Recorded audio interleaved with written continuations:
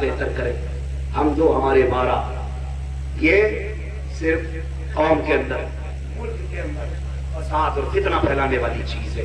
ہم بیک زبان ہو کر کے متحد ہو کے اس بات کی ڈیمانڈ کرتے ہیں کہ اس طرح کی گندی چیزوں کو ریلیز ہونے سے روکا جائے اور ہمارے ملک کی امن اور شانتی کو باقی رکھا جائے. آپ سے اتنی گزارش دین سیکھیے, خود بھی پڑھیے, بچوں کو بھی پڑھائیے. اگر آپ نہیں پڑھ سکتے ہیں تو پڑھنے والوں سے پیار کرتے رہیے, پڑھنے والوں سے پیار کرتے رہیے, پڑھنے والوں سے محبت کرتے رہیے. اگر آپ کے پاس آج وقت نہیں ہے, وقت نہیں ہے پڑھنے کا, تو آپ پڑھنے والوں کی مدد کریں. کسی کو قرآن کا دیا کرا دیں, کسی کا بستر لے کے دے دیں, کسی کے سال بھر کے کھانے کا خرچہ اٹھا لیں, کسی کے 6 مہینے کا ناشتے کا خرچہ اٹھا لیں, کسی کی تعلیم کا خرچہ اٹھا لیں. ایک استاد کی 1 مہینے کی تنخواہ کوئی مقرر کر لے, پھر مر کے دیکھ انشاءاللہ تو قبر میں بعد میں پہنچے گا, مدینے والا تیری قبر میں پہلے آ گیا.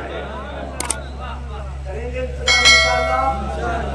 ابھی باتوں سے کام نہیں چلے گا, کرنے سے کام چلے گا. ہر شخص کا کم سے کم ایک بیٹا حافظ قرآن ہونا چاہیے. ہر شخص کا ایک بیٹا حافظ قرآن ہونا چاہیے. ہر گھر کے اندر ایک عالم دین ہونا چاہیے, تاکہ ہم غریب ہو کے تو مر جائیں لیکن بے دین ہو کے نہ مریں. بہت تیزی کے ساتھ ہوا دوسری بھی چل رہی ہے, وہ بڑی آئی ہم سے ہمارے عقیدے چھینے جا رہے ہیں. یاد رکھیے گا, جن گھروں میں ایک حافظ ہوتا ہے ان گھروں میں عقیدے محفوظ رہتے ہیں. جن گھروں میں ایک عالم ہوتا ہے ان گھروں میں عقیدے محفوظ رہتے ہیں. اس لیے کم سے کم ایمان کی حفاظت کے لیے اپنے بچوں کو پڑھائیے, اپنے بچوں کو دین سکھائیے. کریں گے انشاءاللہ, محنت سے پڑھائیے. پڑھیں گے مدرسوں میں, بچوں کو پڑھائیں گے. بچے موبائل چلائیں گے. بیٹے کیوں ہنس رہا ہے چھوٹے والے؟ میرے لال, جو بچپن میں موبائل چلائیں گے وہ بڑھاپے میں اور جوانی میں بھیک مانگیں گے. یہ لکھ لو اور تعویذ بنا کے ڈال دو, یا تو چوری کریں گے یا بھیک مانگیں گے. فائنل بات, ان دونوں چیزوں سے بچنا ہے تو پھر قلم ہاتھ میں لے لیں. جہاں بیٹھے ہو گے وہاں بیٹھ کے حکومت کرو گے.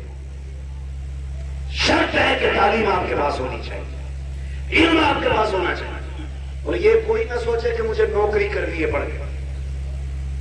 یہ سوچ کے بالکل مت پڑھنا کہ نوکری کرنی ہے. ضروری نہیں ہے آپ نوکری کریں. آپ نوکری کے لیے نہیں, آپ حکومت کے لیے پیدا کیے گئے. نوکری کی نہیں, آپ اس لیے پڑھیے تاکہ ہم اپنے سماج, اپنے ملک کو بہتر کریں.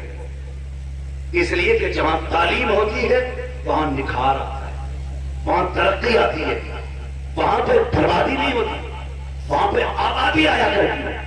اس لیے میرے بھائیوں آپ سے گزارش ہے, پڑھیں, بچوں کو پڑھائیں, خود بھی محنت کریں, بچوں کو بھی محنت کرائیں. اور میرے بچوں سے گزارش ہے, آپ موبائل نہ دیکھیں.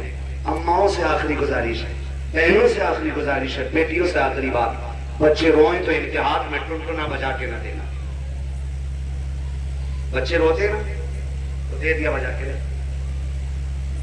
اپنا کیا کر رہی ہے, خالہ آئی ہے اس سے باتیں ملا رہی ہے,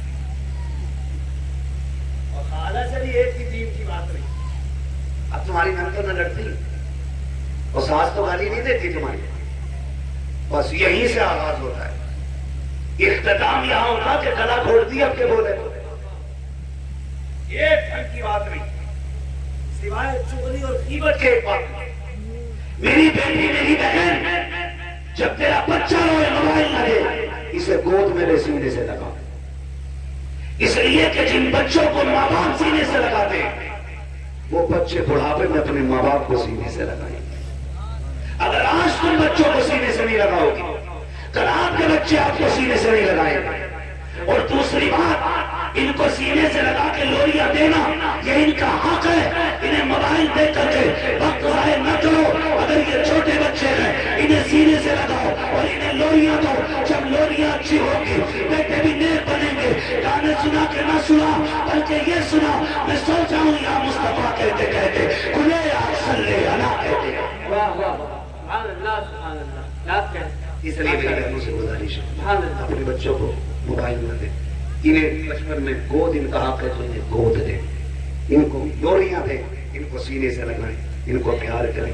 میں ان باپوں کو مبارکباد پیش کرتا ہوں جنہوں نے اپنے بچوں کو حافظ قرآن بنایا ہے.